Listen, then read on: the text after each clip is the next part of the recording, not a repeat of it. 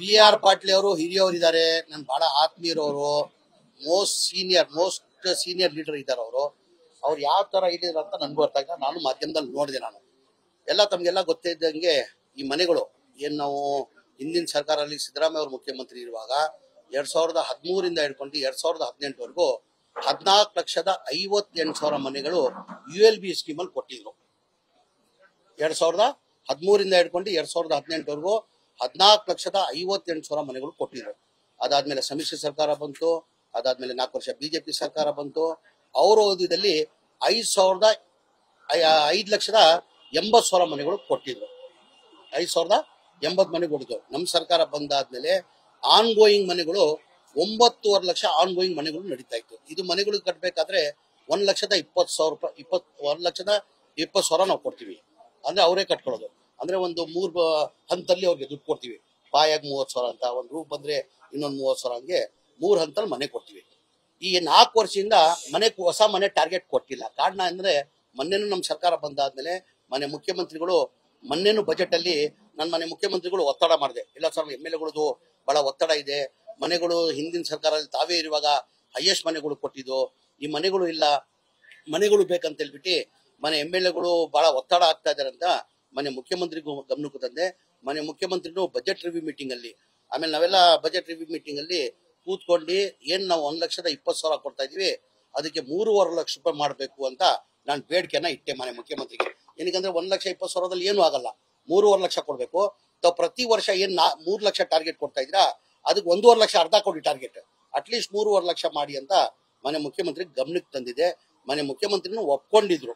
ಒಪ್ಕೊಂಡಾದ್ಮೇಲೆ review meeting ಮಾಡುವಾಗ ಅವ್ರ finance department ಅವರು, ಇಲ್ಲ ಸರ್, ಆನ್ ಗೋಯಿಂಗ್ ಮನೆಗಳು ಕಂಪ್ಲೀಟ್ ಆಗ್ಬೇಕಾಗಿದೆ, 9.5 ಲಕ್ಷ ಮನೆಗಳು ಪೆಂಡಿಂಗ್ ಇದೆ. ಅದ್ರ ಜೊತೆಲಿ ಸ್ಲಮ್ ಮೋಡ್ ಮನೆ, ತಮ್ಗೆಲ್ಲ ಗೊತ್ತಿದ್ದಂಗೆ ಹಿಂದಿನ ಸರ್ಕಾರಲ್ಲೇ ಸಿದ್ದರಾಮಯ್ಯ ಮುಖ್ಯಮಂತ್ರಿ ಇರುವಾಗ 1,80,253 ಮನೆಗಳು ಸ್ಯಾಂಕ್ಷನ್ ಮಾಡಿದ್ರು.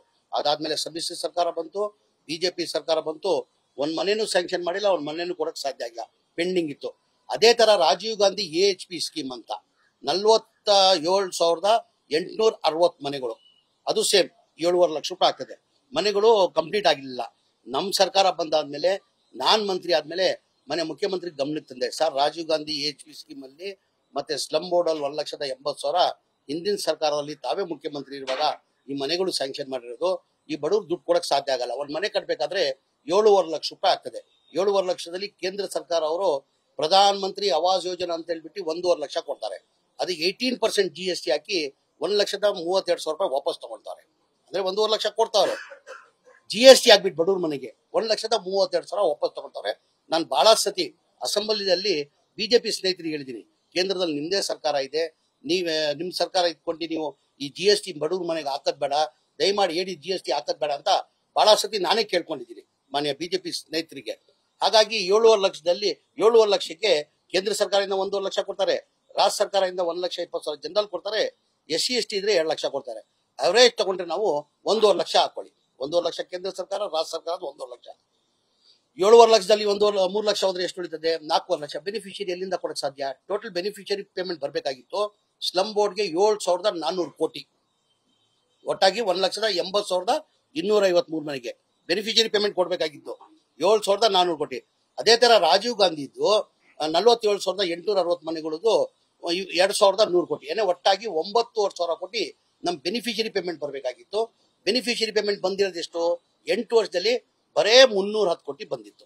ಯಾರು 5,000 ಕೊಟ್ಟವ್ರೆ, ಯಾರು 10,000 ಕೊಟ್ಟವ್ರೆ, ಯಾರು 15,000 ಕೊಟ್ಟಲ್ಲ. ಏನಂದ್ರೆ ಬಡವ್ರು ಕೊಡಕ್ ಸಾಧ್ಯ ಆಗಲ್ಲ.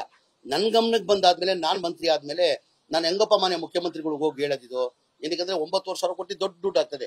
ಈ 5 ಗ್ಯಾರಂಟಿಗಳು ತಮ್ಗೆಲ್ಲ ಗೊತ್ತಿದ್ದಂಗೆ 55,000 60,000 ಕೋಟಿ ಪ್ರತಿ ವರ್ಷಕ್ಕೆ ಆಗ್ತದೆ. ಅದ್ರಲ್ಲಿ ಹೆಂಗಪ್ಪ ಹೋಗಿ ಕೇಳೋದಂತ ಹೇಳ್ಬಿಟ್ಟು ಬೇರೆ ಮನೆ ಮುಖ್ಯಮಂತ್ರಿ ಗಮನಕ್ಕೆ ತಂದೆ ನಾನು. ಸರ್, ಹಿಂದಿನ ಸರ್ಕಾರದಲ್ಲಿ ತಾವೇ ಮುಖ್ಯಮಂತ್ರಿ ಇರುವಾಗ ಈ ಮನೆಗಳು ಸ್ಯಾಂಕ್ಷನ್ ಮಾಡಿದ್ದು, ಅದಾದ್ಮೇಲೆ ಒಂದ್ ಮನೆನೂ ಸ್ಯಾಂಕ್ಷನ್ ಮಾಡಿಲ್ಲ, ಒಂದ್ ಮನೆನೂ ಕೊಡಕ್ ಸಾಧ್ಯ ಆಗಿಲ್ಲ, ಬಡವ್ರು ದುಡ್ಡು ಕೊಡಕ್ ಸಾಧ್ಯ ಆಗಲ್ಲ ಸರ್, ಜನ ಬೀದಿಯಲ್ಲಿದ್ದಾರೆ ಅಂತ ಹೇಳ್ಬಿಟ್ಟು ಮನೆ ಮುಖ್ಯಮಂತ್ರಿ ಗಮನಕ್ಕೆ ತಂದೆ.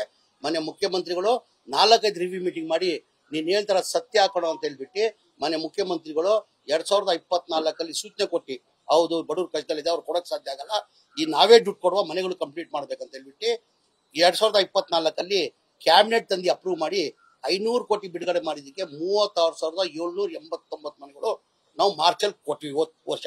ಈ ವರ್ಷದಲ್ಲೂ 42,000 ಮನೆಗಳು ಕೊಡಬೇಕಾಗಿತ್ತು. ನಾನು ನಮ್ಮ ಸಾಧನಾ ಸಮಾವೇಶ ಮಾಡಿದ ಕಾರಣಕ್ಕೆ ತಿಂಗಳ 25ನೇ ತಾರೀಕೆ ನಾವು ಹುಬ್ಳಿದಲ್ಲಿ ಕಾರ್ಯಕ್ರಮ ಇಟ್ಕೊಂಡಿದ್ವಿ. ದೊಡ್ಡದಲ್ಲಿ ಮಾಡಿ 42,345 ಮನೆ ಕೊಡ್ಬೇಕಂತ ತೀರ್ಮಾನ ಮಾಡಿದ್ವಿ. ಆ ಸಾಧನಾ ಸಮಾವೇಶ ಮಾಡಿದ ಕಾರಣಕ್ಕೆ ಮುಂದಾಕಿದ್ವಿ. ಬರೋ ತಿಂಗಳಲ್ಲಿ ಇನ್ನ 42,000 ಮನೆಗಳು ಕೊಡ್ತೀವಿ. ನ್ಯೂಸ್ ಫಸ್ಟ್ ನಿರ್ಭೀತಿಯಿಂದ ನಿಮ್ಮ ಪರವಾಗಿ.